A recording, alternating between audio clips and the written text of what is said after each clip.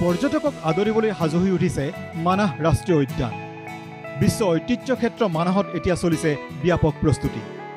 1 অক্টোবৰত পৰ্যটকৰ বাবে মুকলি হ'ব মানাহ। বাৰিষাৰ বাবে পৰ্যটক নিষিদ্ধ হৈ আছিল বিভিন্ন দুষ্প্ৰাপ্য বন্যপ্ৰাণীৰে সমৃদ্ধ মানাহ ৰাষ্ট্ৰীয় উদ্যানত। বিগত 5 মাহ ধৰি বাৰিষাৰ বাবে বন্ধ আছিল ৰাষ্ট্ৰীয় উদ্যানখন। বৰষুণে ৰাষ্ট্ৰীয় উদ্যানখনৰ আন্তঃগাঁথনি কৰিছিল ব্যাপক ক্ষতি, যোগাযোগ বিচ্ছিন্ন হৈ আছিল অৰণ্যৰ বিস্তীৰ্ণ এলেকা। কিন্তু অহা 1 অক্টোবৰত উদ্যান খোলাৰ বাবে উদ্যান কৰ্তৃপক্ষই লৈছে লক্ষ্য। সেয়ে উদ্যান কৰ্তৃপক্ষই তৎপৰতা আৰম্ভ কৰিছে বিশ্ব ঐতিহ্য ক্ষেত্ৰখনৰ বাট-পথ উন্নয়নৰ।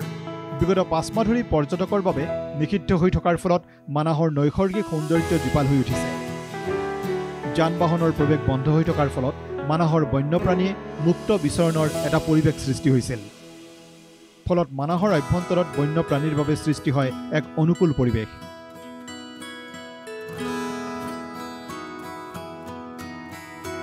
মানাহত বন্যপ্ৰাণী প্ৰত্যক্ষ কৰাৰ উপৰিও পৰ্যটকসকলৰ বিনোদনৰ বাবে উদ্যান কৰ্তৃপক্ষই লৈছে বিভিন্ন কাৰ্যসূচী।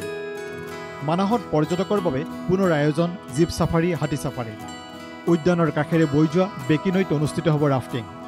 মুঠতে পৰ্যটকক উষ্মভাৱে আদৰণি জনাবলৈ কাৰ্পণ্য কৰা নাই উদ্যান কৰ্তৃপক্ষই। বতৰে আমনি নকৰিলে আৰু সকলো ঠিকে থাকিলে অহা 1 অক্টোবৰত মানাহে আদৰণি জনাব দেশ বিদেশৰ পৰ্যটকক। ইয়াৰ বাবে প্ৰস্তুতি তুংগত। শালবাৰীৰ পৰা আমিৰ আলীৰ ৰিপৰ্ট, NK TV।